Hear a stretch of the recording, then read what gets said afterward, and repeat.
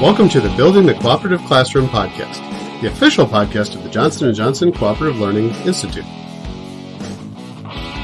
Welcome to the Building the Cooperative Classroom podcast. With me, as always, is Derrick Swistak. Hey. And Aaron Fleming. Muy buenas tardes. Buenas tardes. Hey. How do you say hey in Spanish? Oye. All right. Now I got something. So we've been talking about everyone's favorite group project and how those would work in a cooperative context. So I think last time we talked a little bit about the setup and that need for formative assessment, but eventually we are going to have to do maybe a little more formal of an assessment, not so much the monitoring and intervening, but maybe having a rubric or some sort of tool that we can measure student progress on the project. Sounds good. We cannot see your thumbs up, Aaron. I can tell you. No. That was a thumbs up for all of you in the car. Yeah, I think rubrics is one of those things that is a great assessment tool. And I think the key to it is to constantly be evaluating where we are, where we'd like to be. One of the things that I think is really valuable is to involve the students in the creation of those rubrics. And that is a really tough thing to do. It's a tough thing for people to grasp. And if starting with a blank piece of paper, nearly impossible. Students have a lot of different experiences with rubrics. They might know of a rubric as being your typical 4-3-2-1. They may know of a single point rubric. They may know of rubrics as being more checklisty. They may know of rubrics being a 2-point rubric, right? Like they have a lot of different experiences with rubrics because a lot of different teachers have used them. And this podcast is not about telling you which one you should use at all, or even laying judgment on that, but just thinking through, do students know what they're being held accountable for? How do they know it? Do they agree that it's valuable, whether it's an academic skill or whether it is a genuine social skill, something authentic that a student would say, yeah, you know what, if I do learn how to better paraphrase people, that's gonna pay some serious dividends, as opposed to the teacher saying, okay, we're gonna learn to paraphrase and not giving a reason as to why. Having some student input. And that is where I think, when Aaron did our looks like, sounds like for our social skills, I think you can pull some of those things out and talk about what skills are we acquiring and how does that make us better as we go? Well, and it's all in the setup, right? It's all in how you build your philosophy of your classroom. We are conditioned, right? We are conditioned as teachers. We always have been. It's assigning the points. This is the grade. And of course, we're seeing new ways to monitor, intervene, and to assess. But sometimes we have to let kids know that, just as you said, Derrick, some of the most important factors in the success of the group and in the individual have to do with those social skills and the way that they interact and the way that they learn and assess their own learning and assess their group learning. So I think giving students that chance to say, okay, let's sit down with your group today, and if we all had to assess how you did with social skill X today, how did you do? How does that compare to last time? Then I might share with them some of my observations and start to see how good they're getting at their self-assessment, and know that they're going to start to know that you value that. That's where we want to go. If we want to make sure that the students are, let's say, owning the rubric, right? We want them to have a hand in creating it, and also we want them to take that self-assessment important. I think then it's so important to make it accessible. I think we've all seen rubrics that have 4, 5, 6, 7, 8 descriptors, all the way from never to always, with every adjective that you could use in between, and where experienced teachers can fight for hours about the difference between usually and most. So when we're building these rubrics and when we want to measure whether it's cooperative skills or whether it's academic skills, we want to keep those rubrics as simple as possible. I was talking about building a narrower rubric, but maybe a longer rubric, so we can measure more individual pieces of skills but have less differentiators. So the student can say, hey, that's something I'm really good at. That's something I'm improving at, or that's something that I haven't had too much success with yet. Even there, having those three descriptors, that can be tricky for a student that's really never been metacognitive like that. So I'm a huge fan of those single point or just the 2-point rubrics. Did you do it or didn't you do it? And then sometimes putting that maybe category in there or that developing category can be useful. Yeah, and I think where Adam started that little talk was about student. It was really speaking to student agency, and like there are pieces that we know that we can give students the ability to have some ownership, and there are places where we can't.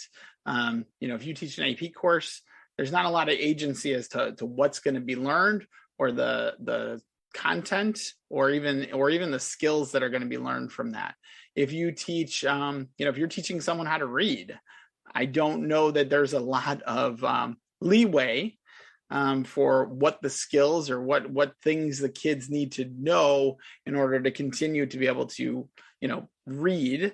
And so, giving them some agency, whether that is over, what they're reading or the skills, the academics, the non-academic skills that they're going to practice as they're going through the academic task, letting them be creative, letting them have some inquiry, allowing for feedback between teacher and student becomes really, really important, as you cannot give the students some agency or some ownership over those pieces that might make it a little more authentic on the academic side. And then sometimes you have a little bit more leeway on the academic side and letting them choose their product and letting them choose what they're going to study and then or what problem they're looking to solve. And now you're really trying to hone in on certain behaviors, certain aspects. Maybe you want them to be a little bit more introspective, as Adam said, being a little bit more metacognitive. Those are things you got to have some basis of where to start. And they don't come easy, and they really take a lot of forethought as to what you're trying to build. What do you want to leave kids with? I do have one question for both of you. When it comes to this, getting students to have that metacognition about, the process, about how to get there. And I know here in future episodes, we're going to talk about that measure of accountability of that individual summative assessment, right? But how do you keep track? Where do you store that data for kids, or how do you make it meaningful for them? What's a question, you always hear from kids? It's because they're conditioned. How many points is this worth? Is there a test on this? The funny part is I don't hear that in some classes. I think it depends upon what kind of class are you running. Full disclosure, I see lots of classrooms. Adam sees lots of classrooms. Aaron sees lots of classrooms, right? And so some classrooms, that is a thing. And I almost feel like it's like this self-fulfilling prophecy where, that teacher has 100 assignments in the book per semester, or per quarter. Then the kids get conditioned to really ask about, well, how many points is it worth? When is it due? How is it due? And maybe that's what you're trying to build. I don't know that facilitates learning necessarily. And teachers probably get a little fatigued from it as well. And some people really enjoy knowing those kinds of things. Those are called independent learners. Usually they're the ones that are in college and they're working towards a goal, right? And that may or may not be the students that are in front of us, especially at these younger ages. They're not 100% there. And that's where we want to get them to, is to become more independent learners. So yeah, I think it becomes, that's actually a good test when you're in a class, is our kids asking about how many points something is or where that falls in. Are they concerned about the grade, or are they not? Are they concerned about the learning? And there's a big difference. So someone I worked with for a few years, shout out to Katie, would always talk about assessment capable learners, and that did students know what the objectives were, where they were in their learning process, and where they need to get before that summative happened. And I think that is where this plays out, so that if we can help the students become assessment capable learners and they know, here are the criteria that ultimately I'm going to be responsible for, everything I'm doing is aligning to those criteria, again, whether it's academic goals or social goals.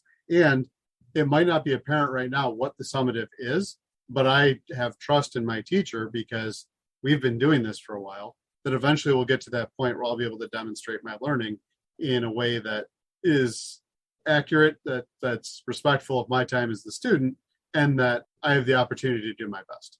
Yeah, and I think we've been talking a lot about this, is just the idea of like reflection, going back and fixing things, like that mentality of like, do students have that mentality that like all is not lost because I did not know it Tuesday at noon, or I did not understand what I needed to do Tuesday at noon. Like it can hold till Thursday and it's okay, or it can hold till next Tuesday. And I'm going to demonstrate, and I'm going to be able to persevere, and I'm going to be able to because I know that I have someone that I can rely on. And hopefully I have a facilitator that I can rely on. I have a teacher that I can rely on that isn't giving me all the answers, that really cares that I grow in my knowledge, in my understanding of this academic structure, but that I also grow in my understanding of how to become a more independent learner. Man, Adam, that's brilliant. What Katie shared there. That's really great. She is a very smart woman. So I think, we've been talking a lot, even though we're talking about assessment, we're still talking about formative assessment, probably a little more formal than what we talked about last week. So I think that, again, we'll put a pin in it. And next week, let's talk about what is that formal summative piece. But until then, vamos a cooperar. Okay, let's cooperate. Thank you for listening to the Building the Cooperative Classroom podcast, the official podcast of the Johnson & Johnson Cooperative Learning Institute. Please check out the show notes for all relevant links, including a link to our Twitter account and the Cooperative Learning Institute webpage. This podcast is copyrighted under the Creative Commons license, copyright 2021. Theme music courtesy of Jimmy Ryan.